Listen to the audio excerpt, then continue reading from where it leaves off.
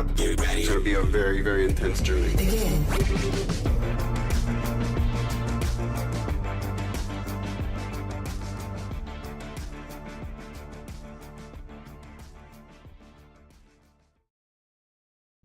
Hello, everyone, and welcome to episode 138 of the Frame Skip podcast. I'm Andie Eller, joining you once again after the great time that was the episode where I was gone. Heard everything you guys said for the first 5 minutes, but here I am. Yeah. I'm back. That was some clutch QC you were doing on the fly. Thank you for that. No, absolutely. I got to be honest. I left and I was like, "Do I really trust Seth?" Listen, that was an unforeseen circumstance. That's right. That we didn't account for. That when you sent the template, that all I your know. devices were going to be copied instead of mine. I hadn't thought about that. So to be fair, it's kind of my fault. So anyway, it is your fault, man. Yeah, That's- did you guys wait? You guys see that movie Bad Boys 2? Yeah, Can't say I actually, have. I love Can't all say the I have. Bad Boys movies, dude. All the money of this one drug dealer was in like this rundown house and is being eaten by rats before he could like spend it and like get it cleaned and whatnot. And so he pulls out a giant gun the size of his arm and shoots a rat on top of his money. And he just goes like, "Look, this is a stupid fucking problem to have, but it is a problem." And that feels like our show. This show is a stupid fucking problem to have, but is our problem. You know my favorite thing about the I like that the first 10 minutes weren't awesome, and then Austin chimed in, and then I think that is some of our best work yet after we rebooted. Like, I think we just need 10 minutes of bad podcast to get to the good shit. it was excellent, but that was several weeks ago. We're on episode 138, so joining me on this show is, of course, Seth Slakehouse. how's it going? Okay, how do you guys feel about the third movie in the Bad Boys franchise being called Bad Boys for Life? Instead of Bad Boys 3 Life. Like, And they're making Bad Boys 4 next year. fuck are they going to call it now? Yeah. they had the perfect name for Bad Boys 4 and they blew it. I mean, Seth, I hate to say it. This is a stupid fucking problem to have. But it is a problem. You know, knowing modern cinema, they're going to name it Bad Boys, but the A in bad is going to be the 4. That's probably what it's going to be. I don't think that's modern cinema. I think that's 2010 cinema. And I'll explain why once we get into what we've been doing lately. Let's explain why I feel that way. And George, that voice you hear there, George from Shortbox Summary. What's up, George? Good to have you on. Good to be back. I am home in Maine. I went to Vegas for the weekend. I am very tired. I'm going to make a prediction right now for Mr. George on Shortbox Summary. Yeah. You don't own a single fucking short box. You have all long boxes, don't you? I have one long box and like 35 short boxes. All right, that's fair. I bought one long box at the beginning and then I filled it up. I was like, this is fucking great. I can fit so many comics in here. And in high school, guys, I got a confession to make. I wasn't the coolest, most fit person in high school. I was All right. I would fuck off. I was state champion in tennis. Wow, that's nice. Yeah, you need a slender body to be good in tennis. And also, I was a state champion in show choir. So I filled up one long box full of comics, and then I had to move it. I was like, "Wow, this sucks. Not doing that again." So then after that, I was all short boxes. But then you have to make twice as many trips with the short Yeah, but boxes. I'm which are making just twice heavy. as many trips. Twice as many trips with half as much weight. Equals out, man. No, I mean, yeah. Technically, sure, but like when you're actually doing it, you're like, wow, it's so much easier to lift 35 pounds than 70 pounds. Like, Yeah. Dude, books giant in general, bricks. not just comic books, but like just books in general are some of the heaviest freaking things when you're moving. Yeah, Mhm. and listen, one of my best friends in the entire world, Watson, his wife Vicky, loves books. She collects books, and I make fun of her all the time. I'm like, hey, you don't need all those books because every time we move you guys, it's a pain in the ass. It's like 4,000 pounds. She's building an entire library, all right, in their new house, and I just want to go on record and say, hey, fuck you, Vicky, and how about we just burn those books, get a Kindle, grow up. You know, that's what I'm saying. No. Grow up. Get a No. Kindle. No, that's fucking bad mentality. No. Here's Is the that right, problem. George? You're telling me you're not reading Marvel Unlimited, George? How about you take a back seat? Oh, okay. It's gonna be one of those. It's gonna be one of those episodes.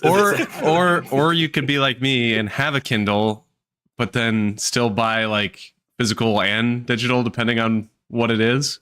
So you could just be that problematic. Burn the books. You heard it here first, guys. Austin, extremely problematic. Seth, extremely into burning books. George, super tired. That's basically all of us in a nutshell. Seth read a little too far into Fahrenheit 451, I think. Like just a little too much. No, actually, he didn't read far enough because burning books was pretty cool in the beginning of the book. And then by the end, they're like, maybe we shouldn't do this. It's so funny you bring that up because I just heard about Fahrenheit 451 recently. And then I went on like a 20-minute rabbit hole, like an explanation about this because I thought like the concept was so interesting. And then this whole second half was about how terrible the book was. And how people fucking hate it. And I'm like, oh, okay. I mean, I guess I know the plot now already, so whatever. No, I mean, it's a pretty good book. I don't think there's good. been a very good movie. There was that one from the 70s by that French guy. I want to say is Francois Truffaut, part of the French. That sounds fake. New wave. No, it was real. I was a literature and a film major, so I'm like 99.9% sure that's true. And then there was that Michael B. Jordan movie that came out a couple years ago, which I don't think was very good, despite how much I love Michael B. Jordan. I'll be honest. When I heard the term Fahrenheit 451, I thought it was a firefighter movie, and it is. That's Close as far enough. as it goes. Well, like not really though, right? Like, doesn't he? I mean, he's kind of like in charge of like firefighters generally like fight the fires. Isn't he like kind of like in charge? They're like a special task force meant to go around burning books.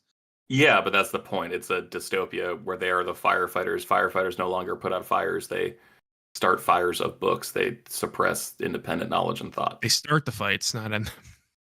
Yeah, no, they're Batman. Yeah. Oh my god. wait, no, that's the opposite of Batman. They're Lex Luthor. Sorry. Short box summary, ladies and gentlemen. Speaking of short box summary, there's a man who hosts it. His name is George. George, what have you been up to over the past several weeks?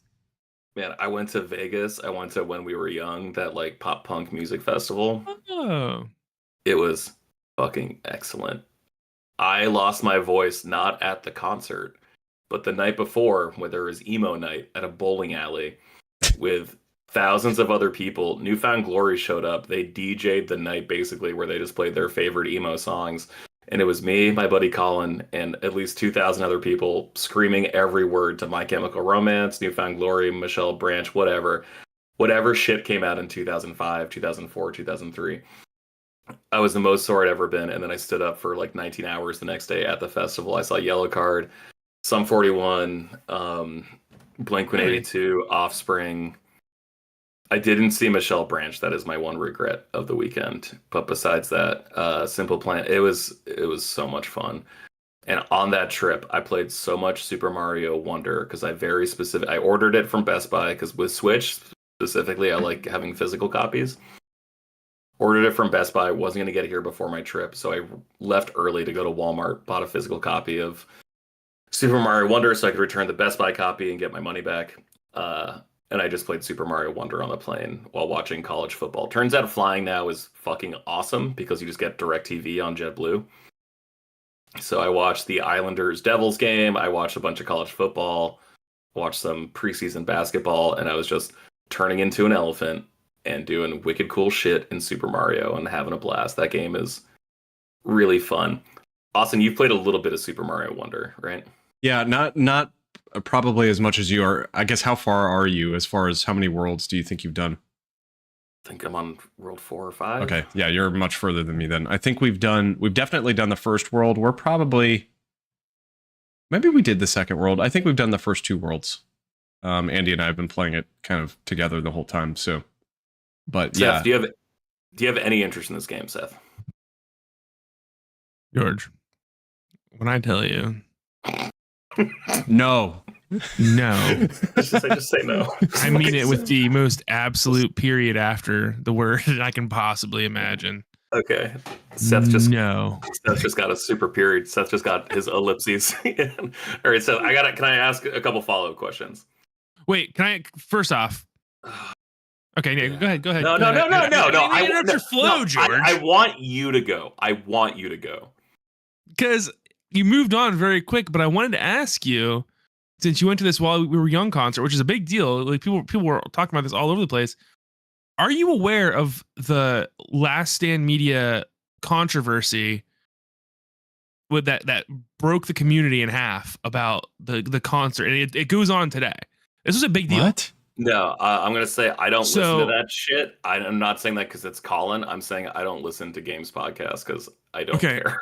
Well, this is that's what I mean. That's what I mean when I say I don't listen to that shit. So listen, it has nothing to do with video games. It has nothing to do with I mean he's the one that said it, sure. But they agreed with him on the podcast that it's rude to yell the lyrics and sing along at a concert. And I gotta say, I don't agree with him. But I'm finding myself a minority in this. I don't like live music. I went to a bunch of live music with my ex-girlfriend because she loved it. So I saw like 3 Days Grace and Breaking Benjamin and all kinds of stuff. Good Charlotte, right? We just learned a lot about when you were young. Look at that. Yeah. Right. Hey. Yeah. But at every single one of those concerts I went to, people were always singing along, screaming. It was like kind of like the vibe. Where do you fall in the argument of is it rude or not to scream and sing along the lyrics at a concert? I feel like it's part of the experience. I think you need to do it. What pisses me off at concerts is how frequently the band holds the microphone to the crowd to sing. Because I'm like, no, actually, I didn't pay to hear 8,000 stoned, drunk people who are acting like teenagers for the weekend. I'm not bashing them. That's why I went too. I think the band that did it best was Sum 41 because so many of their lyrics repeat. So they would sing it first, and then what's supposed to be the echo, then they would hold the mic up to the phone, to the crowd. I'm like, okay, that's actually kind of genius. Like I actually was sitting there thinking about like the structure of their songwriting and how it lends itself really well to live shows. And then there were other bands where I'm like, you guys are just not singing your chorus so that the loudest people 5 feet in front of you get picked up a little bit by your microphones for the other 40,000 people to hear. Not why I'm here, you guys. I didn't come here for this. I came for Blink-182 to tell me about all the small things, not these chuckle fucks who showed up and stood along the gate for 12 hours to get there first for Blink-182. I don't care about them. I came here for Tom, Mark, and Travis. That's why. Screaming, absolute must at a show. I agree. I don't understand where this sentiment came from. I honestly forgot about that episode, Seth, where they talked about that. I remember very clearly it was Dustin had just gone to a Jimmy Eat World concert and was complaining about it. And I was like, is this a problem? I've never heard anybody complain about this before. Dude, it is brought up constantly in like the Facebook group. And I cannot... I'm still not like, I feel like it's got to be ironic. People are like trolling because every concert I've ever gone to, it's always been the same. And I don't get it. But I think it's important to read the vibes of where you are. I think I was at like a festival. This was like a big, like not a stadium show. There was 4 stages across the Las Vegas festival grounds or whatever. Also, I saw a bunch of people wearing a whole bunch of shirts with guns on them. I thought that was like in extremely poor taste, considering there was a shooting at that same place like 5 years ago. Like remember like that Vegas like country music show? Oh no, we don't talk about that because the U.S. government swept on the rug. Okay, whatever. What? Okay. We'll talk about that off air. But like I just saw a whole bunch of fucking chubby emo kids in like their late 30s, early 40s wearing gun shirts. I'm like, fucking read the room, guys. Like, where do you think you are? But no, I will say a lot of these bands that I loved so much in high school, they lost a little mustard on their fastball, and they can't do the songs the same way they used to. So in that regard, I understand them holding up the mic to the crowd just to like get a little break. Like, are you guys familiar with the band Motion City Soundtrack? I've heard of them, but I'm not familiar with them. They were a huge pop punk emo band. Love them. They were on Warped Tour every year. The lead singer is going through some health issues right now. So he wasn't playing guitar. They brought in like a guest guitarist to do his part, but he was just standing and like just singing, and he had like a cane, and he was just like, "Sorry guys, I'm moving around a lot. Doctor told me not to do that, but I had to go fucking all out for this show." So like, huge respect for him for not being 100% and still going out there. Yeah. But like, he was the only person I saw like acknowledge he's not the same as he was 20 years ago. A whole bunch of these bands were celebrating like 20th anniversaries of certain albums. Like Newfound Glory was there for the 20th anniversary of Catalyst, which is a big album. Yellow Card was there 20th anniversary of Ocean Avenue, which is a big album for them. It's a great song. I love. I still listen to that all the time. No, it's fucking awesome. They were excellent. They were actually like the first time my phone, I think they were like the fourth or fifth band I saw. They were the first time my phone gave me like hey, there's like a decibel alert. Listening, this is over 95 decibels. You should be careful, old fuck. If this happens for longer, you could be in trouble. Okay, goodbye. Like that was exactly what my watch said. But like no one can do what they could 20 years ago, and no one acknowledged it except for Motion City Soundtrack. And so I think that's also part of the reason why they held up the microphone so much. Again, I think you should scream at a concert. I think you should go and like fucking get buck wild. Like that's why you like. What's the difference between that and like screaming when it comes up on the stereo? It's like, oh shit, you actually get to show your appreciation to the people who made the music. Well, you can't do that when you're in your car. Like, do it, go crazy. And I'll say this too. I mean, pretty much every concert I've been to has been like extraordinarily loud. So I could maybe see like not Austin, wanting. Why don't you sing the Zelda soundtrack when you go see that symphony? You fucking Dude, that'd be excellent, right? You go to the symphony, sing along. Drinking Rockefeller over here. But I mean, most of the concerts. Go on. Most of the concerts I've been to, I've never been to like a more chill concert. I could maybe see in that situation like wanting to not sing as much because you want to hear the vocals. But I mean, I've been to multiple like metal concerts and stuff. You could never even hear the crowd because of how loud the music is. So yeah. I don't know. I will say I watched a lot of MTV Unplugged. My favorite thing to do on a Saturday night, honestly, is to usually catch up on SmackDown that I missed the night before, and then I'll just have a couple drinks and like play video games and then watch music videos on my iPad. And I watch a lot of like Unplugged, which is like that old MTV concert series, which was always like acoustic, held like at MTV headquarters in Times Square or whatever. And like when it's a live concert there, like they ask people to sing, but like they always sing like they're not shouting. Like I think it's very contextually important. But if you're at like a big like stadium show, you know, or like a big crazy ass venue, then like I think you gotta scream. And I think it's a dick move. The one time I was getting mad was when a guy was singing the words wrong because he was so fucked up at like 11 in the morning watching Yellow Card, where he was just like, he kept being like, "Sing Ocean Avenue." It was a Latino accent. I don't feel uncomfortable doing that. I'm half Latino. It's fine. But Take like, me to Ocean Avenue. And then we take it higher. Yeah. That was like the one time I like wanted to punch someone. That was one of the 3 times I wanted to punch someone at the concert. My big complaint about the concert, I know it's an outdoor venue. People are getting too fucking comfortable with vapes. Dude, like, right? Extremely I'm sorry. Too fucking comfortable with vapes. I'm sorry. Okay. But fuck your vapes. Because they also like there's just too many of them. I mean, like when you're in an indoor concert venue, that's the biggest problem I have. I mean, outdoor is still frustrating, but I've been to so many indoor venues where I've just seen people like vaping out in the crowd, and it's frustrating as hell. The amount of 4'11" goth chicks I saw vaping and blowing their smoke directly into my face, and then their 5'2" boyfriends apologizing to me. I'm 6'2". I tower over these fucking people. Yeah. I wanted to just wring them out like a goddamn washcloth. Like, yeah. I was like, hey, like I've been smoking cigarettes for 10 years. Like I have no problem with smoke. Don't blow your smoke directly in my fucking face. Also, I gotta be honest, smoke cigarettes, you fucking posers. Like you guys are just, what if we could make the bubblegum Listerine? Like, what if we could smoke that? That'd be healthy. No, fuck you. Like, you're assuming a risk. Assume the whole fucking risk. Don't be a baby about it. God damn. Why stop at cigarettes, dude? Just smoke crack. Yeah, seriously. I mean, at this point, I would respect someone for smoking crack at a concert more than smoking bubble licorice tootie pop or whatever the fuck they're doing. Sorry to side rail you. What were your questions for me about Mario Wonderland? Oh yeah. Is your issue that it's a platformer? Is your issue that it's a Nintendo game? Is your like the fact that you're so not interested? Like, what specifically about it makes you not interested? I beat Super Mario World with my sister 25 years ago, Sure. and I got the complete Mario experience then, and I haven't needed it since because it's the same fucking game. Would you like? Do you feel that same way about 3D Mario platformers? Yeah, I do. Yeah. To a lesser extent. There's a part of me that does want to play like Super Mario Galaxy.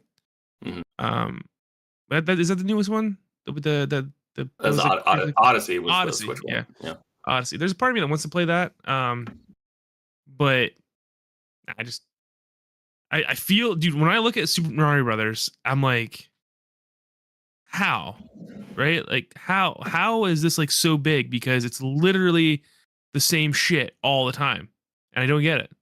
The one thing I did think was cool was Mario Maker, because people were making like ridiculously hard levels. But yeah, that's the answer. I got my Mario experience when I was young, and I feel like I'm good. I definitely like this one less than the more 3D ones. Like Austin, what's your ranking 2D versus 3D when it comes to Mario? Oh, I drastically prefer 3D. Yeah. 2D has always been, and maybe it's just because of the generation we grew up in, George. I don't know, but I've always enjoyed 2D Mario, but it's never hit the same way that 3D has for me.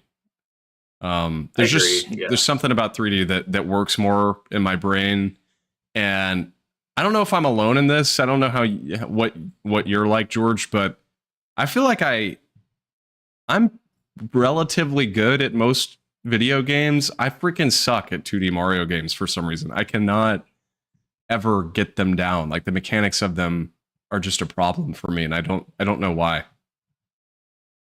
Stuck on an ice level in New Super Mario Brothers Deluxe, like the Wii U port to Switch. Like I'm stuck on one of those levels, but like I did 6 golden coins, I did New Super Mario Brothers on DS, I did New Super Mario Brothers Wii. Like I was able to do all those. There's just something about the Wii U Deluxe version that like has me hung up. And like this one I'm cruising through. I guess it's like my big issue with this game is I feel like the presentation's kind of sterile. Oh And I man, think that's really? like a bigger issue with like a lot of Mario games in general. That's It's interesting. like the overworld I think is like boring and like gives you the illusion of choice, but like not necessarily like an actual choice. And then like the levels themselves are catered around one idea, which I really like because it asks you to focus on that. But there's like little challenges that I think are actually like more interesting in each of the levels where like they'll introduce a new mechanic. And then it's a mini level where it takes 30 Yeah. seconds to beat, and it's almost like a high score challenge type deal, seeing how quickly you can do it. I'm enjoying those more than like the main mission itself. Like there's these things called Wonder Seeds, Seth, that like drastically change the level, and like that's when things start getting trippy. I don't know if you've seen the trailers for it. No. Okay. You take this thing called like every level, instead of collecting stars, you're collecting these things called Wonder Seeds because you're part of the Flower Kingdom. You're trying to recover all these seeds after it's been taken over by Bowser.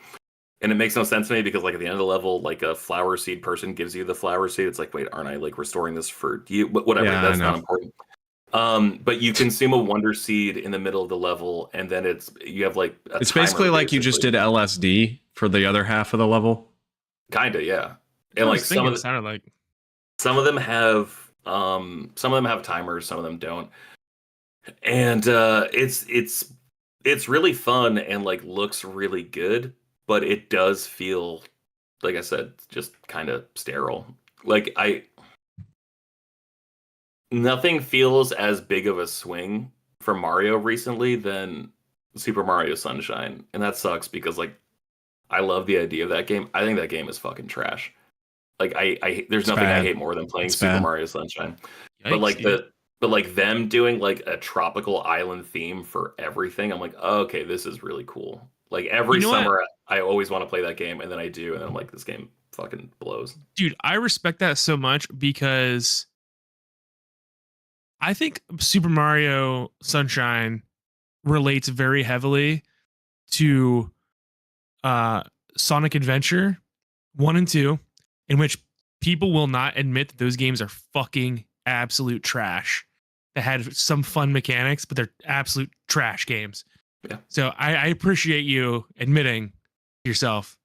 Super Oh no, Sunshine. I love Yeah. everything about that game except playing it. Playing it sucks. You know, and I agree with you, George. Like, I would still play it. I still enjoy it, but it's not a good game. Like, there's so many issues with it, and I would agree with Sonic Adventure as well. I absolutely adore Sonic Adventure 1 and 2, but I totally accept the fact that that's just because I loved it when I was a kid. Those games are trash. Like, oh my god, they're so bad. They do not control proper at all. But you the camera alone. Oh, it's terrible. But you like Sunshine because it makes a decision, right? Like, hey, we're going to this tropical island. It's going to be semi-open world, kind of like the castle from 64, but kind of not, like a little bit more lived in. And everything is going to have this tropical slant to it. So, like, I don't know if that's like a better summer game or a better winter game if you're like missing the nice weather, or if you just want to keep indulging the nice weather, like after the sun goes down in the summer. Like, I don't know the best time to play that game. I'll check it out again this winter, just because I do kind of want to. I've never beaten it, so I do kind of want to beat it at least one point in my life. But everything about Mario Wonder just feels like kind of like ADHD, where it's like they got one idea, and then the next level there's like another idea, and it's really great because it holds your attention. But at the same time, it's like a little bit of everything. Like, it's like a buffet plate, as opposed to like you're gonna have a really fucking good Italian meal, you know. I just want to say that, like, I really respect Nintendo because someone at some point at Nintendo was like, "Do you guys really think we should release this game at the same time as Spider-Man?" And like they just were like, "We're Nintendo. Fuck Spider-Man." Well, the funny thing is, it's probably going to sell tons of copies, just like Spider-Man did. It's really interesting. I mean, I'm one of the people that bought both. I know Coach did as well. I bought both too. Yeah. I mean, I technically didn't buy both. I was in Vegas, and I texted my girlfriend Aaliyah. I was like, "Hey, are you going to Ellsworth? Like, are you going to Walmart today?" And she's like, "Yeah." It's like, "Can you do me a favor?" And she's like, "You want me to get you Spider-Man?" I'm like, "Not only that, can you open it up and install it on the PlayStation, please?" and she was like, "Yeah, I thought about texting you," and then I just kind of like muscled my way through it. Oh my honestly, God. the hardest part about the PlayStation was like figuring out how to turn it off. I'm like, honestly, I forget how to turn it off sometimes too. Like, the UI is not awesome. And can I really quickly talk about the second game I've been playing this week? Yeah. Cool. I am quarantining because I was in Vegas for a couple days, and like I don't think I got COVID, but like the person on the plane next to me on the way home was like fucking Coffee McCofferson. So like, out of respect to Aaliyah, I don't want to get her sick. So I ripped my PlayStation 3 out of my office and I set it up in the bedroom. And I've been playing Enslaved: Odyssey to the West. Oh, good game. Wow. Yeah, never. Nice. I only ever played the first chapter before. That game is fucking amazing. That game is excellent. It's a little browned out. You know, it's got like that generation's problem of being like a little too muddy. Yeah. But man, what a fun platformer! Like, what an amazing conceit for a story where it's like, awesome. Have you played this game? I've never played it. Dystopian future. You wake up on a ship. Basically, you're this dude who's got like crazy Gears of War-esque aesthetics. He's Sun Wukong. Yeah, it's the Really? Monkey Prince, right? Yeah. Yeah. Is that what the game is about? It's an of. adaptation. It's an adaptation. Interesting. I didn't know that. Wow. Wow. Like, you wake up on a slave ship, you're trying to escape, and then you see this girl who manages to escape, and you ask for help. She ignores you, and then you manage to get out as like the ship is starting to go down. And then you huge like just platformer, like action melee combat, really fun, really responsive. Like all these years later, on PlayStation 3, it's a little chippy playing it. There's a lot of like screen tearing, which I forgot how prevalent that was on PlayStation, especially at the time. But it feels super fun, and like I love the story where like there's just certain points. She puts like a chip collar on you because she wants to get back to her village that's like extremely far away, and she knows she can't get there without you. So she puts like a slave memory chip on you, and like there's one scene in like the second level where she's like, "I'm not ordering you to do this. I'm asking you to do this. Please, this will help us." And I was just like, "Fuck, that's like really powerful." Like that's such a simple line in the game, but I'm just like, oh fuck, like this game is really compelling. So that has been super fun. And also, it took all of 3 hours of me playing PlayStation 3 to buy a PlayStation gift card, and I went on and I bought more games on PlayStation 3 that I intend to play that I absolutely should not have bought, like Medal of Honor Frontline. I don't need that game. Oh man. Assassin's Creed 3 Liberation. I don't need that game. And Far Cry Classic. So I am in a big PlayStation 3 mood for the next couple days as I'm quarantining in the bedroom and didn't feel like moving my PlayStation 5 into the bedroom. So that's what I've been playing. So I was just curious as you were talking. I was looking up Enslaved. I've always seen the box art, but I didn't know much about it. I guess there's a Steam like complete edition. So maybe that's what I'll $20. I just looked that play up. at some point. Yeah, Very good, worth playing. Definitely like a Hidden good gem. game to just that's interesting. chill out and play one night. I think the box art did that game really dirty. I think the box art Yeah. is very plain and boring, and I think that's why it didn't sell as much as it should have. Because I think back in that, I think 2009 is when it released. Not positive. I think back then you're still looking at like good box art that's like selling games pretty good. And Enslaved had no marketing behind it, and it was a sleep hitter, and I was really impressed when I played Enslaved. So I like, if it plays on your PC, like, please check it out. Like I said, I'm only two or three levels into it, but like I'm having a blast. And like already like on the website trying to figure out how to get the platinum. Nice. You know, like that. Like that's how into it I am. But man, guys, besides that, I was like super nervous to fly. I haven't flown in a couple years. I started having like really bad panic and anxiety attacks since like 2017. And like the first major one I had was on a flight. And so I always kind of just assigned it to flying, ignoring the fact that like how fucking high I was on the plane. I'm like, oh, maybe it was actually weed, not flying. So I didn't know what to do. I wanted to download like a bunch of episodes of podcasts just to listen to something, just to distract me. And there was nothing that made more sense to me than listening to Podcast Beyond from 2010. Like I just went back, like just opened it, scrolled to the very, very bottom of the feed. First episode that's available is like Veronica Belmont talking about whatever the fuck she was talking about, whatever TV show she was on at the time for PlayStation. playing Dracula. Yeah. And like Joke. it was a good double check.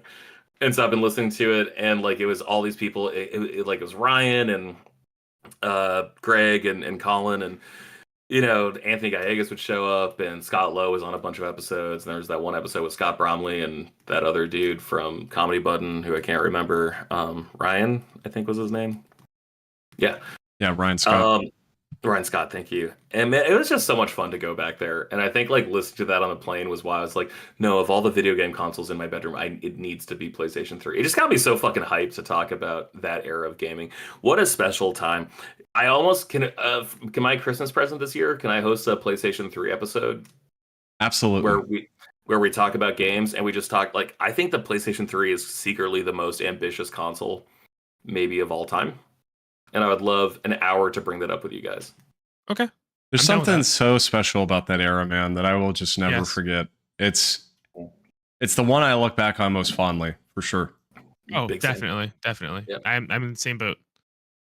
The underdogs is what they felt like. You know, you're That's right. they're just swinging from the back foot. Yeah. And it was like the hardware was better than Xbox 360, but it wasn't selling as well, and it was more complicated to develop for or whatever. But like you sat there, like every time you turn on your PS3 compared to turning on your 360 back then, you're like, no, this is like Xbox 360 felt like a fucking toy, and PlayStation 3 felt like a machine. Like I don't know how to explain it to someone who wasn't there, but you're right. It's Like so what true. a special time. And like I don't know if I liked games more then than I do now. Like if that's the issue, like if that's why I feel that way. But it's definitely like I definitely cared more back then. Probably because I had less, like, you know, I didn't have a girlfriend / wife, I didn't have a house, and dogs, didn't have a job, blah blah blah blah blah, all that. But like, man, what a fucking incredible time to be listening to those podcasts. I think that was like around when we first met too, right? Like in the Vita group, Yep. like maybe 2012, 13 probably. yeah, it's like a year and a half after like where I am in the podcast. I listened to like 40 episodes in the past week of Podcast Beyond. Wow. Like it was them being like, yeah, like I just don't know, like it's an online service. I'm like a little hesitant to give them my credit card information. Then like 2 months later, the PSN goes down thanks to Anonymous. And it was just like amazing hearing them talk about like their skepticism about doing that, and like how like you wouldn't even think twice about it today about like, oh yeah, well everyone has my credit card information. I can just dispute that in my app, you know, like as opposed to like actually getting your physical bills and doing all this shit. And I was still like back in the era of like having to put the physical disc into your PlayStation to like run Netflix and all that stuff. Like, man, what a crazy, fun, weird time. Yeah. But that's all I've been up to. Who's next? Seth, I assume you guys are going to talk about Spider-Man. what have you been up to, Seth? Nothing, man. I spent, like I told you, 8 hours putting a door in today. I'm still reeling from that. George, have you ever replaced a door? Are we talking hinges or sliding? No, I'm talking a hinged door. Yes, I have. Yeah.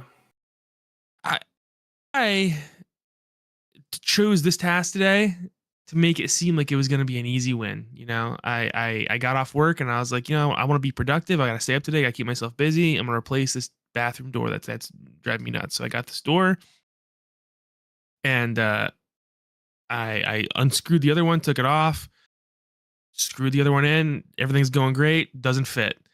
And man, what an adventure, because what my father is and what I am are two very different things. Mm-hmm. Right? My dad is a craftsman. I am an idiot. Yeah. So I was about to say, my dad's a carpenter. I'm a fucking moron. So like, yeah. No, I hear you. Yeah.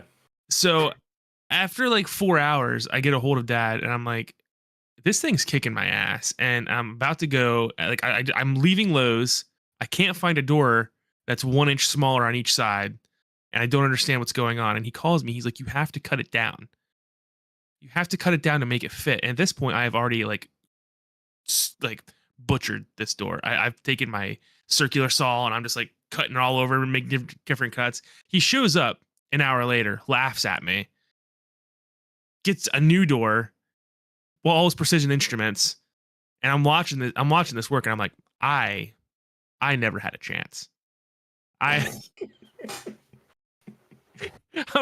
I mean, he's explaining all these steps to me, and he's making like these very precise angular cuts because my house is 110 years old, right? So my door frame has shifted, and I'm sitting here and I'm like, who am I? You know, why? Because when my dad was 32, he built a log cabin in the woods by himself on 45 acres of land that he bought for himself, and working an hourly wage job.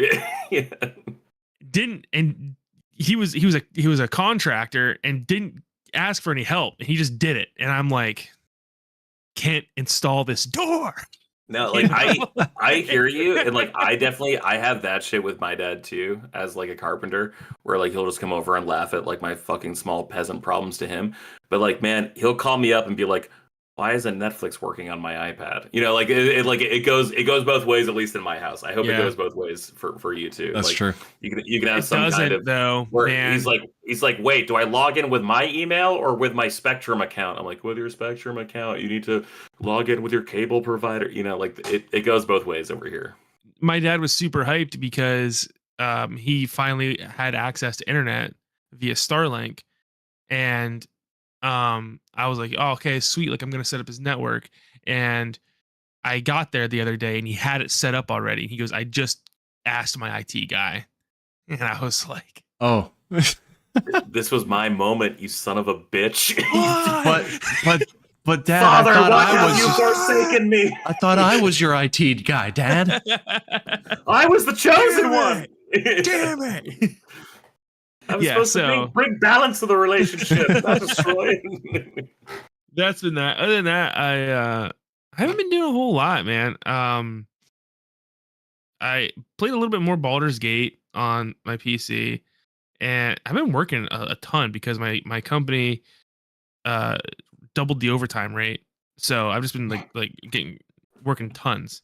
My company decided to pay me twice as much for doing extra work, so I've been extra working lately. Good. I mean, hey, why? You know, whatever. I got mandated last Tuesday we were supposed to do the podcast, and I got mandated anyway. Yeah. So it's like, well, you know what? I'm just gonna live here now. Now you're gonna pay me a lot, and you're gonna like it. So that's kind of what I've been doing. And then I was having a really bad day last Friday, like a really bad day. So I was like, fuck it. You know, I feel like spending some money. Went to Walmart. Couldn't find anything I wanted, actually. I thought about buying new headphones, like because I dropped the ones in the drain, and then I was like, I made this plunge once and I regret it, so I bought cheap headphones again, and that was it. And on my way home, I was like, fuck it, I guess whatever, universe, I'll buy Spider-Man, and I bought Spider-Man, and I'm about 6 7 8, I don't know. I'm at Coney Island. Nice. I don't know. That's where I'm at. You're probably like somewhere in that range, 6-7 hours. So that's what I've been doing. What about you, Ross? Wait, hold on. I just messaged you guys. I really need to go to the bathroom, so I'm gonna be right back. So I'm gonna ask before we get into like a bigger Spider-Man conversation, because I got questions. Austin, if you could vamp for like 60 seconds, that'd be most appreciated. What does vamp mean? He's a villain in Metal Gear Solid 2. And Psycho Vampus. Yeah. No, I'm not kidding. There's a vamp. He's a vampire. George, go to the bathroom. What are you doing? Well, I thought he was making a joke. I didn't know he was a real villain. I'm being serious. Don't talk about this either. Wait until I get back. I want to learn more about Vamp. Find a boring conversation. Talk about your favorite type of soft drink. I'll be right back. Okay, so here's what I'm going to talk. Can I talk about Final Fantasy 16, George? I'm going to talk about Final Fantasy 16. Is that okay? Go to the bathroom. What are you? Okay. I don't want to miss out on interesting conversations. I really like talking to you guys. Fuck. All right. Just go. Talk just about go. Final Fantasy 16. Talk about Final Fantasy 14. Your stupid nerd shit. Okay, that's fine. I'll do that. I'll do that. Cool. Thank you. Okay. The funny thing is I've barely played any of that game over the past few weeks because I've been so preoccupied with other Final Fantasy games. So I'm going to lie to George, and we are going to talk about Final Fantasy 16, which I beat. That was one of the Congratulations. That was my goal before we went to the UK a few weeks ago, was to beat Final Fantasy 16. And man, I don't get the complaints about the ending of that game. So many people complained on it goes from the Game of Thrones type thing to more like fantasy at the end. And I mean, it does, but I didn't really get why people were complaining about the ending. The game sets it up from the beginning. Yeah, it really does. It's not like a drastic, crazy shift. Like the plot had to like always go in that direction because that's where it was set up. Yeah, and I've mentioned this before, but I do have a lot of issues with that game. I think the pacing just overall is very subpar. Like it just goes all over the place from these awesome fights to building a ship with mid and the pit pocket hour-long thing with Goots. It's like just a little too up and down for me. So I still feel like it's not, in my opinion, it's not really like a game of the year contender for me personally. I know for others it is. But yeah, I think an 8. I think an 8 is a perfect score for that game. I still think though, as a whole, I look back very fondly on my experience overall with it. And that's the crazy thing, right? Because at its highs, it's like the most perfect 10 you can imagine.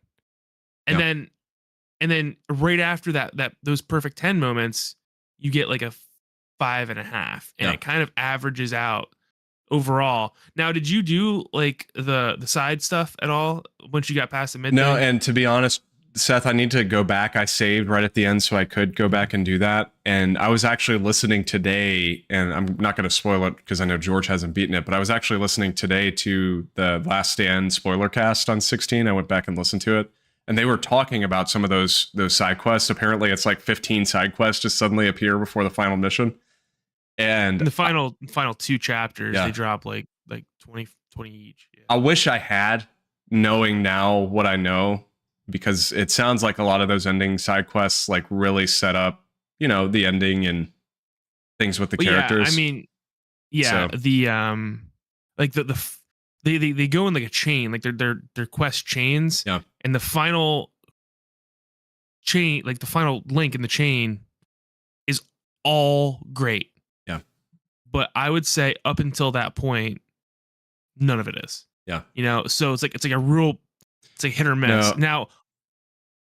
Now, I was just going to say I got to a point. I think I've mentioned this before. And George, we're talking about 16 a little bit here. Figured. We never talked about 14 actually. So Wow. So that's how much you guys respect my opinion. Okay. I got That's to a fine. point, That's nice. probably Seth, about halfway through that game where I just completely stopped doing all side quests. I did do all of them that had the plus sign that like added stuff. Yeah. But aside from that, I did not touch any other side quests because just the ones that I did at the start burned me so badly that I didn't want to waste my time. I wish I had spent the time and done them. I was playing more Final Fantasy 16 before I left for my trip because I was really trying to beat the game so I could lend it to my buddy who's like the guy I met. We should honestly have him on the podcast, to be serious. Like that dude's a huge gamer. Like he's why I started caring about trophies again. Nice. Because like I think he's at like 104 platinums and I'm at like 89 or 90 and I'm like still trying. He's like, catch up, awesome. you little tomato bitch. I'm like, all right, I will. Also, I made a bet with him and lost, and I can't wait to share that video game bet with you guys. But I was trying to beat it for him. And honestly, I think the side quests are all oddly necessary just because you don't have to go through the world to get to your mission. You know, like as soon as like the next main mission pops up, it loads up on your map and you just fast travel to whatever city it's in. So I feel like the side missions, at least the ones I've done so far, like, yeah, they're not the most exciting, but it's like the only time you really get to see the world and like see what's at stake and like see what you're fighting for. So it feels like kind of a unnecessary / necessary evil, right? Like when you go to not Blightstown, whatever. There's like one really sad settlement like that's in like a swamp area. But like you go there and you just see like the state of affairs there, and you're just like, fuck, man, everything like really sucks. Like everything that you talk about when you're doing like your briefings for main missions suddenly makes sense when you do the side quests. I agree, they're boring, but like you don't get to see the world unless you do that, you know? Yeah. There's ways to make world building for sure more interesting though, you know, and 1000%, yeah. I'm excited for the DLC. I think it's up there with some of my favorite Final Fantasy because, like I said, just of those highs, it makes me. When I walked away from that game, I was like, man, I really wish there was like a, Revenge of the Sith type fighting game mode in this afterwards because I feel like I didn't get to explore like the icon fighting as much as I wanted to. Yeah. And you want Duodecim 3, right? Yeah. Like I want to like get to like a character select screen and like choose an icon and be like, let's go. You know, that I think that'd be super sweet. I gotta say, I don't respect the way that they lied to the community and they clearly set the game up for DLC. Oh, absolutely. And they said they didn't. And I think that is funny because if the game didn't do well, I think they would have been like, wow, at least we gave you a complete package. But because it did well, they're like, hey, that missing, all that missing lore and information, that's suspicious. Like you literally do. This isn't a spoiler, but you literally come to like a mural and the bottom part is burn off. And they're like, oh, I wonder where that guy went. And then that's the end of the information you're given. It's like, okay, well, here we go. It's very obvious. Yeah. And they even like say the person's name and everything like in the dialogue. It's like clearly they wrote this way for a reason.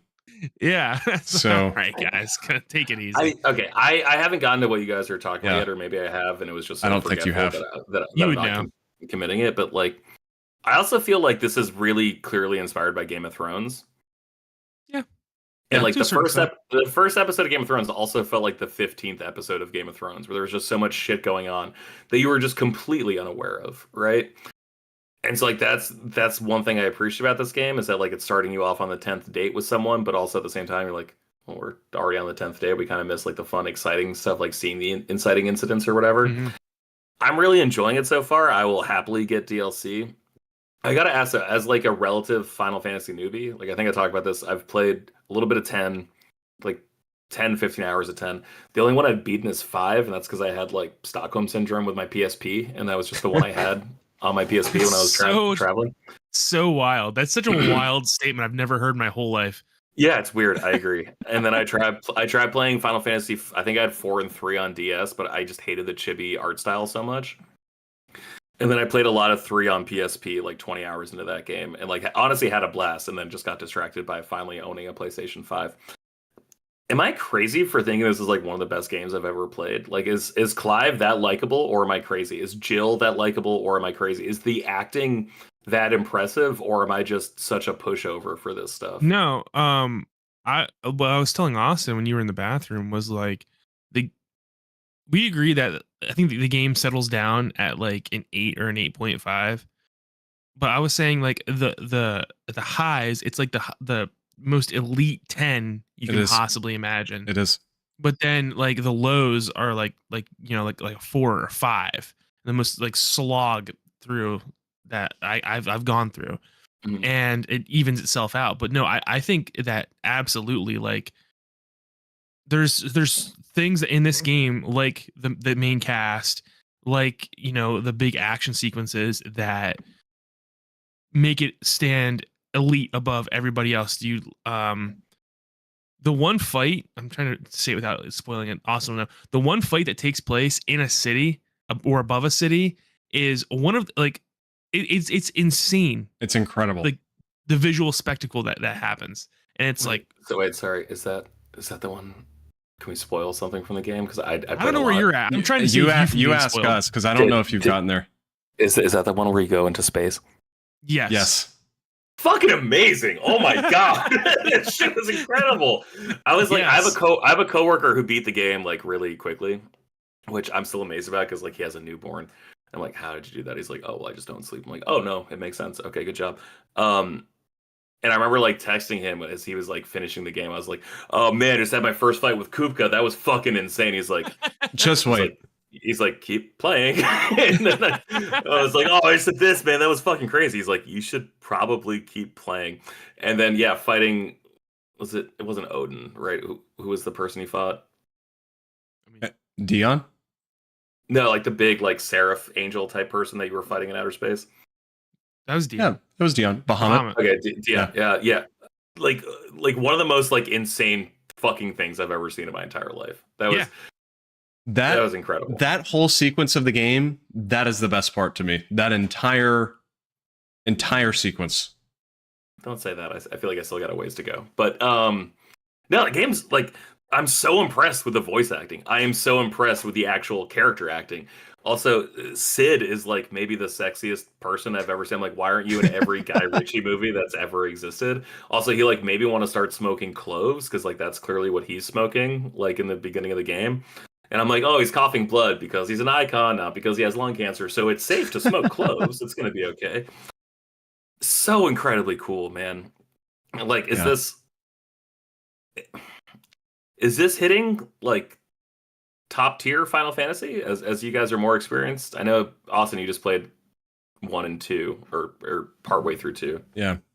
I don't know if I have enough knowledge to say, to be honest with you. I mean, of the ones I've played, I mean, it's frankly probably my favorite, but I've only played 1, now a little bit of 2, some of 7, and then 14, 15, 16. You know what? Let me reverse. 14 is my favorite, but 16 is probably second favorite. Sure. Yeah. Seth has the experienced one. Yeah, as you can tell, I am a casual fan of Final Fantasy. Fucking poser. Yeah. I think it's up there in the top 3 somewhere for me. Okay. I really truly do think some of these older Final Fantasies are highly overrated. People love 9 and people love 10. I don't fuck with these games at all. Because I think the cast is very annoying and lame. And it's the same reason I don't like 12. And I know like 12 got a really bad rap when it first came out. There's a lot of revisionist history about Final Fantasy 12. People, when the Zodiac Age came out, people loved it. I went back and I felt the same way where I'm like, this cast sucks. And I think for me, what I'm realizing is like the cast means everything, dude. It's why I love Final Fantasy 7 so much. Final Fantasy 7 has such a fun, diverse cast. And like they all have like these really cool motivations and backstories. And I find the same thing in 16 where like they might not have the most diverse like goals and backstories, but they're all so well written and interesting. Yeah. And dude, like I just want more. I would love an entire DLC of just Jill or of just Clive or even like I forget her name, the Garuda girl. Like she's super Benedicta. cool and interesting, dude. Um, but yeah, I mean, you honestly, if you give me anything Final Fantasy 16, I'm just gonna gobble it up like a fat little piggy, just eating it up. You know, There was just a little portion of me that was very tempted to order that Bring Arts Ifrit figure from 16 that is $450 because that model for Ifrit is so good in 16. is it this one that I have? Is it You this have one? where he's fight? Is it the one where he's fighting Phoenix? Is it the collector's edition? No, not that one. Because this sucks. Don't get this. Um, This was a waste of my money. This is terrible.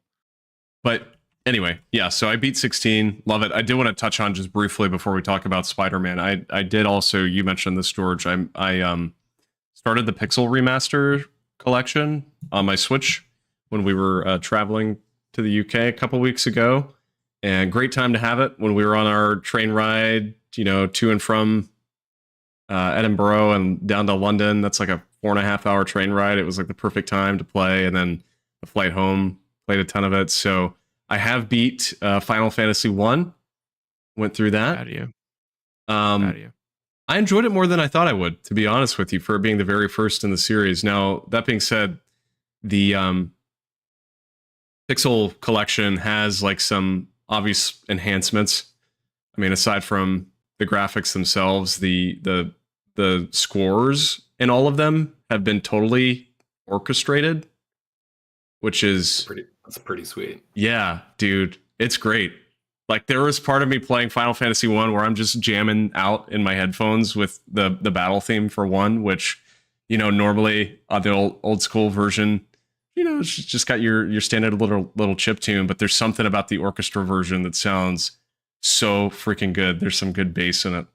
But yeah, I mean, I really enjoyed it. I did play, and again, just for clarity, I did play with the EXP enhancements on. There's a setting you can turn on that turns up how much EXP you gain, which I was fine doing because it just gets you through the game faster. It lessens the grind. And so I didn't get the true experience, but what I did play, my version, I enjoyed it. So I feel like a game like that being played today, you're not doing it for any other reason other than to like explore what the game was. Absolutely. Like you're not doing that. You're not like I'm sure there are some hardcore people out there, so I don't mean to discount them, but I'm like, no, man, like I really just kind of want to know what I was missing. Like that's why I'm here. Yeah. No, I mean, that's absolutely why. I mean, I want to replay the original 6 or play them rather because I've never played them before. So that's totally why I'm going through. The thing is, I always tell people like you can play 1 through 3 if you want, but they don't really start becoming recognizable Final Fantasy games until 4. Because I think the probably the biggest part about Final Fantasy to me is like the characters and the story, and that really doesn't become a big part of the story or part of the game until 4, and it sure does, dude. Because 4 has some of the most amazing characters and plot that the series has to offer. So yeah, really I'm excited for you to get guys to it. to dive in deeper. I think you're really going to enjoy it. Also, Austin, if you're definitely committed to Endwalker all the way through, 4 and Endwalker go hand in hand. So Nice. Yeah. I've heard there are a lot of connections too with, I think it's 4. Is it 4 that Kane is in? Aren't there a lot of similarities between Kane and Astidian? Like it seems like they kind of riffed off Kane, if I'm not mistaken. Yeah. I'm excited to get to 4. What they did was they had a really cool looking character, and they're like, we need to do this again because he makes money hand over fist. Yeah. So they pretty much just same thing. I'm really excited, man. I'm not super far into 2. I've played maybe 4 hours of it, but I'm also really enjoying 2 so far. I know that's kind of abnormal from my understanding because the battle system is weird in 2, the leveling system. But I like it so far, actually. I'm enjoying it for what it is. So Nice. But anyway, I did want to talk about Spider-Man 2, which I have been playing a ton of. That's really the main game I've been playing for the past, I guess, 4 or 5 days ever since it came out. And, you know, we had talked on the show before. I've certainly mentioned this on the show where I thought the trailers looked pretty good for Spider-Man 2, but it wasn't something I was really that excited for. I just, for some reason, had a hard time building excitement for that game. And then, of course, the reviews drop. Everybody's giving it stellar scores. And I'm like, all right, I'll give it a shot. So I bought it on Friday. And man, I really love that game. It's very good. It's very, very good. Why did you think you were not going to like that game? Well, I was shaking my head. Well, for the people who just listen to audio, I was shaking my head the entire time. You're like, yeah, I was a little skeptical. I'm like, fucking why? Like, what reason did you have? Here's the thing. Just to be clear, I didn't think I wouldn't like it because I love the first two. There was just something about it that like wasn't hitting for me as far as I was finding myself not excited for it. But again, it wasn't a situation where I didn't think I would like it. It just, I couldn't bring myself to get excited for it for some reason. I really don't know why. But, so I never pre-ordered it.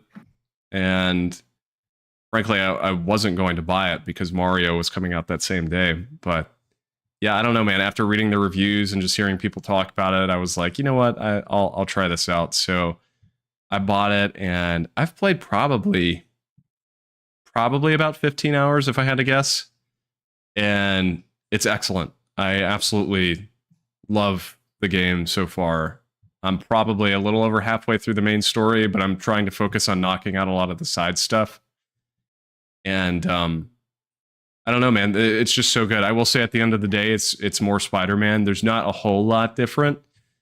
The wingsuit, I think, is really the biggest change when it comes to like gameplay mechanics, which honestly, much better than I thought it would be. I know in a lot of those trailers I saw it, and I don't know, flying in games sometimes can be kind of hit or miss. Mm-hmm.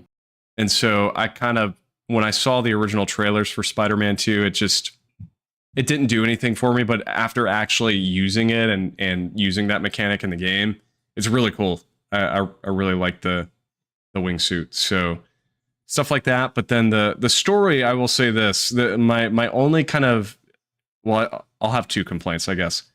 The game is buggier than I thought it would be. I don't know if you've encountered any bugs, Seth, but I've encountered multiple where I've gotten like stuck in walls. At least at this point, like 7 or 8 times I've had to restart checkpoints because an enemy's been stuck in a wall that I can't kill, or I've gotten stuck in a wall I can't get out. It kind of surprised me. I mean, I know the game's massive, but I've really never encountered bugs like that of any kind in any Insomniac games. So that would really be a minor complaint. But the bigger complaint, I'd say, is the story so far has been really entertaining because of the production value behind it. But I'd say it's been pretty predictable. There's really been nothing that surprised me in any way. And I'm probably like 3/5 of the way through the main story, something like that. Nothing has really stood out to me as like, oh my God, I can't believe they did that. Whereas Spider-Man 1, I felt like that just kept happening. And a lot of risks. Yeah. So far, there really haven't been any risks, in my opinion, in this game. Maybe there will be some later. And some of the, I will say this, some of the side stuff has been on the flip side, as far as there have been a lot of interesting twists and turns with the side missions, which I would absolutely say are some of the best in the series. I think the side missions in this game are fantastic. But when it comes to the main story, it's been very by the numbers so far. So I saw one clip of like Peter sitting on a bench with a guy, dude, talking about like his deceased wife. It hits. And I was just like, it's like, why am I crying at like a 25-second TikTok clip that someone shared to Twitter? That side quest. I thought I was stronger than this. Like, that side quest is so good. You don't even really do anything. You just go find this old man, and I don't want to spoil it because it is really different for that kind of game. But yeah, it's kind of depressing. Yeah. And there's another side quest. Again, I won't spoil the content of it, but if you played the first Spider-Man game, you'll remember those annoying side quests where you had to go find the pigeons. The pigeons. Yeah, that guy comes back too, and also really interesting, really emotional side quests. So, but I like it overall a lot, and I'm definitely going to go for the platinum. I'm going to play it. According to everything I've read, you're halfway towards a platinum already. Like, it seems to be like a 25 to 30 hour platinum. Yeah. The open world stuff, is it more like Miles Morales, where it's a little bit more contained, or is it more like Spider-Man 1? Because remember how you had to take over like all those different territories in the first Spider-Man, and then in Miles Morales, you're like, no, you just have to do 5. It's fine. Just do 5. It's definitely, it's almost like a mix between the two. It's not as, when it comes to the missions and stuff like that, the territories, it's not on the level of Spider-Man 1 where there were so many little different things you had to do in each one. But I'd say there's definitely more to do in each little territory than there was in Miles. So okay. Say no more. I will tell you this, though. The thing I hated the most in Spider-Man 1 was those stupid crime side quests where you like had to do them for the trophies and to complete the game. You don't have to do them anymore. They're just, they randomly pop up. They'll give you experience, but it's not like required that you do those for taking over the territories. So fucking sick, bro. Yeah. But yeah, I think it's great. I'm looking forward to playing more. I don't know at the moment that I'd put it above the first two, but maybe that'll change later on. So we'll see. Seth, you were so respectfully quiet during that. No, like, I don't know. I really want to hear your opinion, Seth. I am curious. I don't want to like, you're having a really good time with it, and I don't want to fuck that up for you and like bring your whole like mood down about the game. So that's why I've been staying silent. Well, I mean, I'll be fine. If you don't want to talk about it, you don't have to, but I am curious because you have much more Spider-Man knowledge than I do. So no, I mean, I would argue that like I was about as big of a Spider-Man fan as you can get until maybe like 5 years ago. There was actually a moment in time, and thank God I didn't do this because like what a fucking stupid mid-20s decision it was, where I was going tattoo? to get Spider-Man tattoo. Yeah, across my whole back, and it was going to be the Amazing Spider-Man symbol, not like his classic symbol, but like the spiky spider. You know what I'm talking about, George? Like with the long legs. Yeah. That was because I think that's the coolest symbol that he has. But I thank God didn't do that. Because that would have been just a terrible decision. So you guys know, like, I stopped reading the comics a couple years ago. right actually like in the middle of Nick Spencer's run, because I found it really dry and kind of lifeless. It was a bi-weekly book. Like there was 2 issues a month, and like, man, that book would have been a lot better if all the amount of shit happened in 1 issue once a month. That book was spread way too thin. The last thing I remember that I read from Nick Spencer's, I think it was Nick Spencer's run, was actually coincidentally a Craven story. Mm-hmm. And there was something about the Sin Eater and Norman Osborn getting shot with the Sin Eater's gun. You know what story I'm talking about, George? Yeah.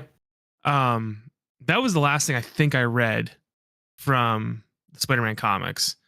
So it's been a long time. I keep seeing like every once in a while I'll check in on the ongoing story and see what's happening, and I'm just like disgusted in the current state of the character, man. And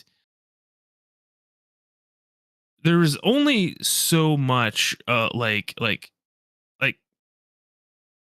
I don't like what they did to the Spider-Man character in the last 10 years. And I've been beating this drum forever, and it's gotten like so old to talk about, and like people like misconstrue my words, and they like people like misconstrue why I don't like Miles Morales in the comics.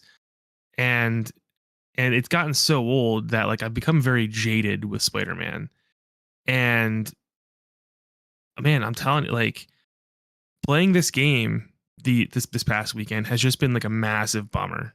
And I don't think I'm gonna finish it because of it, man. Because like I loved Spider-Man on PS4 so much that like I was like bawling at the end when that when that big reveal happens with Doc Ock and Peter in the final battle, and that like it was really really emotional. And I thought Spider-Man PS4 did a Spider-Man story in the modern day, like a reimagining of it as best as you possibly can. I think they did the things that they needed to do. I'm trying not to spoil it with a certain character. I'm not going to talk anymore about it, but you guys probably understand what I'm talking about. I think it's needed to happen for a long time, right? And I really came off of that game high, and then I played Miles Morales, and I actually liked Miles Morales in the PS4 game, and I like him in the movie too.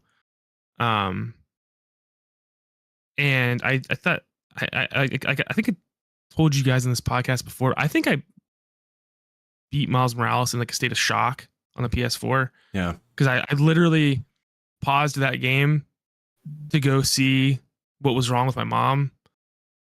She died, right? I come back. What do you do, right? I picked up the controller and continued playing, and I do not remember playing much of Miles Morales except for like the Tinkerer, and I remember not being really impressed with the Tinkerer and the ending where, God, it's so hard to talk about. I wasn't impressed with it. I didn't buy Miles Morales' story with the Tinkerer, especially at the end when he does a certain thing that you just don't do. So flash forward to like Spider-Man on PS5, Spider-Man 2. Should be called Spider-Man. That's the name of like the comic, right? I mean, like, well, I don't know. I'm not a great comic, but you know, it's okay. And this game is like really like it's really trying to justify Miles as Spider-Man, I feel like. And I don't know why they're doing this. And dude, like we have names for a reason, right? We have names that we're talking conversation and we can differentiate who we're talking to. It's an identifier, and it is fucking driving me crazy how Miles and Peter are talking to each other directly, calling each other Spider-Man constantly in the game. And I'm like, this is my problem with like the Miles Morales character being also Spider-Man, because it's like it's a false equivalency. And if Miles is going to be taken seriously, I think as a character, he already has a big enough base. Give him his own fucking title at this point. Why does everybody have to be Spider-Man? I don't understand it. Right? I never will. I've beat that drum for 10 years. I don't like how they introduced Miles in the comics. I thought it was disrespectful. Here it's fine, but like, what the fuck is up with like them just both being Spider-Man? And it doesn't even make sense in the context of the world and the story. Also, you don't need to justify Miles by making Peter look weak and constantly get trashed. And I feel like that happens in this game constantly. Or so far in the first 6 to 8 hours, however long I'm in, it's like Peter is almost useless, it seems. And I already see where the story is going. It's something that's happened in the comics maybe a dozen times, never works out well because it goes against Peter's whole moniker. And like, I don't see how this is supposed to be like shit. Like as far as like the gameplay goes, sure, the mechanics are great. I have never liked Spider-Man in a flight suit. I think it takes away the coolness of his web swinging, but it was a new gameplay mechanic they added in, so it's cool. I will say the power of the PS5 was really shown off in the one boss, not really a boss, like the one sequence with portals. You guys know what I'm talking about? Yeah. I thought that was absolutely cool and like really insane. And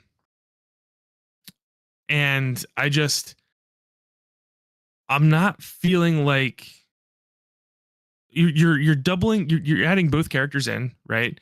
But we're not getting enough exposition for each one of them. Whereas the first game, Peter Parker was the main character, and Miles and MJ were side characters, so it was fine. But now we have Miles and Peter both as main characters, and I feel like they didn't add any more exposition to the game at all. And I just feel like we're just rushing through the story really quick. And I know I'm rambling on, and I'm trying to organize my thoughts, but also, what the fuck is wrong with MJ's face? I don't get it. She looks like like not a claymation, but like a wax figure almost, and it's really off-putting. And that's just where I'm at now. That's where my head's at. Also, fuck Miles Morales and his Venom Sting ability. It doesn't make sense. He's not Electro, man, and he's Spider-Man. It's funny because Caitlin, she likes Spider-Man, and I don't think she's ever read the comics or anything. But we were playing Spider-Man together last night, and she's like, I don't get his electric abilities. What's the deal with that? And I'm like, I don't know. Can't really explain it. Not really a spider thing. Spiders don't shock people. Well, and I could be wrong. I mean, is that ever explained in the comics in any way? I mean, I know he was obviously bitten by a different spider, but it's like, actually, I think he was bitten by the same fucking spider, if I remember correctly, in the Ultimate Universe, unless they retconned it. Like I'm pretty sure he was bit by the same fucking spider. Is that correct, George? I think that Silk was bitten by the same spider. Silk is also a cool character. I fuck with Silk. I think she's sweet. Cindy Moon. Silk is really underused character. Silk was bitten by the same spider that Peter was bitten at the same field trip, and she was in a coma, and then emerged years later with spider powers. Yeah, she was in a bunker that was locked by Ezekiel. Deep lore here, Austin. Yeah. I think with Miles, I'm pretty sure it was a different spider. I haven't read Death of Peter Parker and what Oh, you should. It's good. You said in a long time. You're saying since it came out. Yeah, fantastic story. I have a hard time going back. I have a hard time going back to later Ultimate Universe. I love the early Ultimate Universe. Post Ultimatum, it got really weird, didn't it? It got really weird because they're like, we got to do something different, and I think that's probably some of the most interesting shit. But I don't think it's interesting enough to revisit. The 2000s-ness of early Ultimate is more compelling to me than them. What if we did something completely fucking wild after Ultimatum? But if you're not, you probably don't know, Austin. The Ultimate Universe was kind of dying out, and Marvel did this crossover event where they literally killed, what was it, George? Would you say 90% of the characters in the Ultimate Universe? Is that fair to say? 90% of the main characters and 50% of the world. Magneto had a terrorist attack planned with Doctor Doom, basically, where Magneto shifted the poles of the Earth, which is something he's totally done in normal Marvel comics before. But this time, oh man, massive earthquakes, massive floods, massive tsunami waves. And then just the most heinous shit happened. Half the X-Men died, half the Fantastic Four died. Fucking Blob was eating the Wasp like she was a lollipop. All this horrible shit happened. And then Thing found out that oh, it's your fault you did it. He fucking mountained Doctor Doom's eyes through his mask, kind of in Game of Thrones when the Mountain did that to Oberyn. And it was just okay, shit, things are completely different now because the Ultimate Universe had become kind of stale at that point. It was basically just a cover song of the original Marvel Comics universe. And then after that was, I think, a book series called Ultimate Comics Ultimates, which was 4 different miniseries by the guy who did the Ultimates. And those were big, fucking bombastic, crazy event comics, 6 issues each. And then I think in one of those, that's where Peter died. Right, or it was set up for him to die. That was the something like that. Well, because after Ultimatum, there's the second run of Ultimate Spider-Man, which I think lasts 20 or so issues, yeah, and 2025. it's bad. It's not very good. Well, that was the first time with a new artist. That was Yeah. Brian Michael Bendis and Sarah Pacelli or David Lafuente, one of those two. But I think Lafuente. Yeah, like the actual event of Peter Parker's death starts like I think it's been a long time since I read it, like 6 issues from the end. And then there is the 4-issue Death of Spider-Man run, and very good. I actually really like that, except for the fucking end, where right after Peter dies, Miles is introduced wearing his fucking costume, and it's like, I just spent 160 or so issues reading and like caring about this character, and then immediately after you fucking kill him, and I'm all heartbroken, you have this imposter putting on his goddamn mask. Go ahead, George. All right, so if you're not watching, I've been just slamming the timeout symbol. I don't think that's like a fucking literal page after. Like, I understand it happens a page after in the comic, but like, I don't think it was like, oh, and 8 seconds after Peter Parker died, that's when we got the new Spider-Man. No, man, like, there's a complete displacement of time and location in comics. Like, I think that was to be like, eventually this happened, but it was a fucking teaser that happened at the end of the book.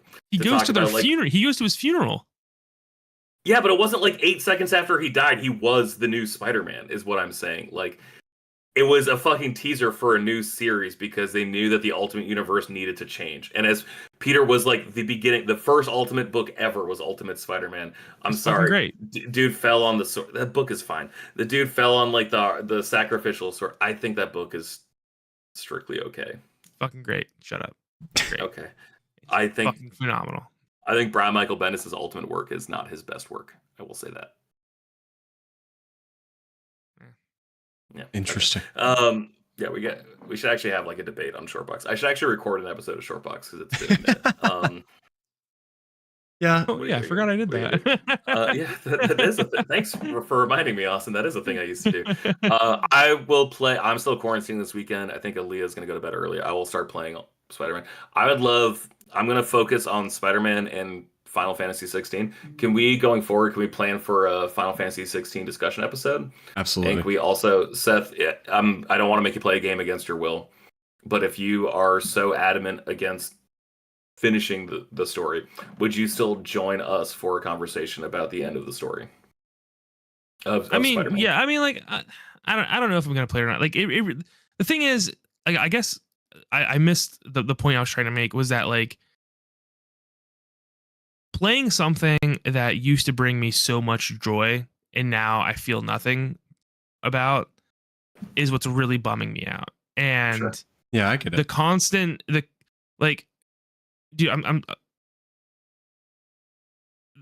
I now have to say, right, that like I'm a Peter Parker fan because everyone's like, oh no, Miles Morales is Spider-Man. It's like, okay, they're fucking different characters, man. And yeah, it's just like a constant like slap in the face and like a constant reminder of like why I don't do this anymore. So see, that's really funny because like the older I get, the more I'm like, no, I'm a Miles Morales fan, not a Peter Parker fan. Because like I'm sick of Peter being like a fucking loser in his 30s. Like I'm honestly just over it. I was the biggest moron I had ever known in my entire life, and like I have a decent credit score. Peter can't fucking rent shit because he can't get his shit in order. And Miles at least has like a built-in excuse, especially in like the current comics. Like he is currently a teenage superhero who's being kind of guided by Misty Knight of all people, which I think is just really fucking cool. Wow.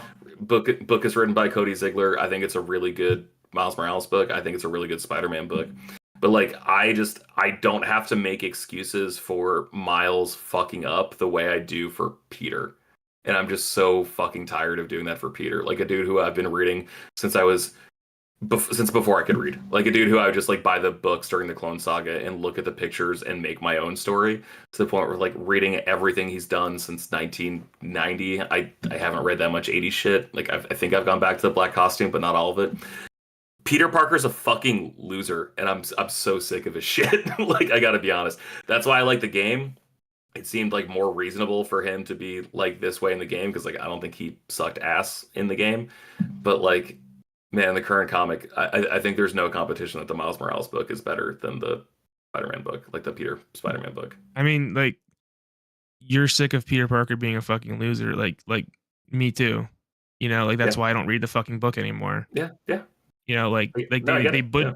they butchered his character for 10 years, and Look how they massacred my boy. Yeah. he's they fucking will not let his character develop any more than being a broke loser in New York City. They fucking ruined his character. So that's why I don't read the book anymore. I will say this just while we're talking about Spider-Man. Andie, I think it was for Christmas, she bought me like this Marvel encyclopedia thing that has like, it's literally just an encyclopedia that has a list of every single character. Wait, every character or like just Spider-Man adjacent? No, like in the entire Marvel Comics universe.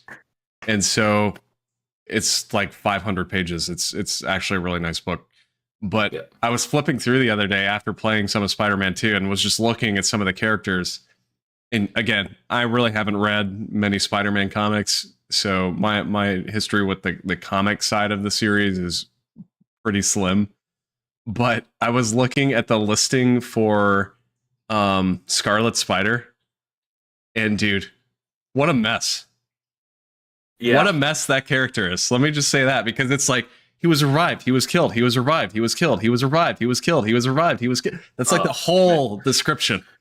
Man, that character is like if words were noodles, someone just like picked up a handful and just threw it on a fucking page and was just like, that's it. Ben Reilly like dies a hero and has like a really heroic death. Yeah. And then a few years ago. Yeah. Well, the first time, right? He's generally like a hero. Anyway, a few years ago they brought him back as a villain for no apparent reason. Oh yeah, he was in Clone Conspiracy, but he's back again in Hallows Eve. Like he's in like the Halloween crossover story last year as like a villain again. Wow. They made him a villain and they did not explain why. Like he's just back as a fucking villain. And Kane, the other Scarlet Spider, right, hunts him down, right? Kane's a cool character. Like that, talk about like character development, dude. I think the Scarlet Spider in Texas is like a really cool like concept that he like grew and then he's like dying, and it's a really cool series. That was the first Spider-Man comic I ever bought, was Spider-Man: The Hidden Years, because it had a foil cover. Yeah, nice. Yeah, that's fun. And Kane's on the cover going like, yeah. Good shit. He's the Spider-Man people forget about. He's really cool. He also looks like fucking the lead singer of Metallica in that book. I wonder why. Oh, it came out in 1992, 1993. Okay, that's why. Yeah. Everything was Metallica in the early 90s. That's right. It was fucking. What a time to be alive. It was fucking awesome. All right, guys. Well, we can wrap it up there. Anybody else have anything they want to add about literally anything in life, not just Spider-Man? Yeah, I lost a bet that I alluded to. So let me just quickly talk about this bet. We'll wrap up this episode, and I'll get back to playing my PlayStation 3 when we'll all be better, happier some Starhawk. So I didn't want to really gamble when I was in Vegas. I have kind of an addictive personality. I do a lot of like sports betting at home. I was like, you know what? I don't need a way to lose money faster. Like at least with like a sports bet, it takes 3 hours for a game of football to happen. So I just lose money. It takes me 3 hours to lose money. I don't need to lose money in 30 seconds with a blackjack hand. I still did, but not as much as I was hoping I would. Or not as much as I was afraid I would. Sorry. So for Saturday, we just went bowling, and we were super lucky. We went to like the super old casino that had 70 lanes, which is the biggest bowling alley I've ever seen. Dude, that's absurd. Wow. Everything local. I think the biggest one I've seen in Maine is like 18 lanes. So 70 is a lot. And it's also the place with the cheapest beer we found in Vegas, where a pitcher of Miller Lite was like $9.50. So we got loaded playing bowling. We played 7 games of bowling back to back to back to back. It was awesome. It was it was the afternoon. We got shit faced at like 1 o'clock in the afternoon, but like it was vacation. It was whatever. So I make a bet with my friend. This is the guy I was telling you about, the guy who likes trophies. And he's like, all right, best out of 3, first game. Loser has to buy a game at the winner's suggestion up to $20. They have to help this person platinum it. It has to be co-op, has to help them platinum it no matter what. And it's like, all right, let's do this. Fucking kick his ass. And then we get into like the second frame of best of 3, and we're like, okay, next game. Same thing, same exact thing. We just run it back. So I win the first 2, and I'm like, wow, this guy fucking sucks at bowling. I'm amazing. He owes me $40 worth of games of like undisputed, like, you have to help me platinum it. I was like, okay, what shitty game do I want to platinum? I was like, okay, Avengers is a shitty game I kind of want to platinum.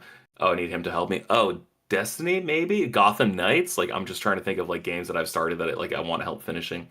And then we get into like the final frame where like I won the first two, but like we'd already paid for an extra game bowling. So we decided the last game is like worth a shit ton. And he is currently playing his way through Assassin's Creed Odyssey, and he fucking hates it. He hates it so bad. He's just like such an Assassin's Creed like purist. He just loves like the Ezio trilogy. He's like, Brotherhood is still one of the best games I've ever played. I'm like, it's weird you feel that way, but respect. I get it. I do. And the other day, I helped him get through the Far Cry 6 co-op trophy because that was all he needed for the platinum in that, basically. And so we make a bet that the winner of that game has to 100% either Far Cry 6 in my case or Assassin's Creed Odyssey in his case. I make the bet because I fucking wiped the floor with this clown. I don't know why I said that. I really like him. He's one of my favorite people on the planet. I wiped the floor with my buddy, and I'm like, oh great, I got this in my back pocket. I'm gonna win this so easily. My knee feels like someone stepped on a grapefruit at this point after 7 games of me being overweight, me chain smoking in Vegas, me drinking pitcher after pitcher like it's fucking water. I get annihilated in the last game. So now my penance is not only do I have to platinum Far Cry 6, I'm not allowed to platinum another game until I 100% Far Cry 6. So I feel trapped because I told him he like, this is the guy, he was like really mad at me for like not getting a platinum last year. He's like, hey man, like it's kind of only fun caring about trophies if someone else cares about trophies. I was like, yeah, I just wasn't feeling it. And then I started getting more into them like in the past month. I was like, yeah, like I'm like John Wick, like I think I'm back. And then I run into this fucking roadblock and I'm like, I don't know if I'm back anymore. So like I'm playing these games on PlayStation 3 because like the trophies won't sync unless I sync with the server specifically. And I'm like, okay, well I just got Spider-Man 2. I was like, am I allowed to platinum Spider-Man 2 at least? He's like, no, you have to 100% Far Cry 6. So I'm honestly thinking about taking like a day off work and just having like a 3-day weekend and just fucking killing myself to get this game done. So here's the thing: is that game just so I can finally play something else? No, it's not good. Yeah, it's not good. It's not good, but keep in mind, I didn't think I would lose. So at least I do think Assassin's Creed Odyssey is good. It's probably not good if you like the classics, but that's where I'm at. That's my unfortunate gaming future. So next week, I can't wait to share my latest thoughts on Far Cry 6 as we jump into new episodes. So I will say this, George, at least from a quick look on Power Picks, it takes about 25 to 35 hours to platinum, which isn't too bad. But I have to 100%. I have to get all the DLC. Jesus Christ. Yeah, that was a bad bet. You have to do the DLC. Oh, God, man. I didn't even bet him to do all the DLC for Assassin's Creed. Isn't there like a ton of DLC for it too? There's like 6 or 7 packs, but they're all like 3 to 8 hours. So yeah, I'm not looking forward to it, which is probably why I'll be playing my Switch a little bit more and playing PS3 and not syncing just in case. Wink, wink, nudge, nudge. Well, but that's all I got, baby. That's me, and I'm sticking to it. Good luck. Sorry that you are being forced to do this, just absolutely horrid task. But I think I'm at like bet wisely next time. I think I'm at 5% of the trophies. Maybe I'll ask him to buy Avengers, and since that game has been delisted and he can't do it, maybe that will null and void my bet. Since I know he hates buying, since I know he refuses to buy games physically. That's a good idea. I like that. That's all I got, boys. All right, this felt good. I miss you guys. Yes. Miss you too, buddy.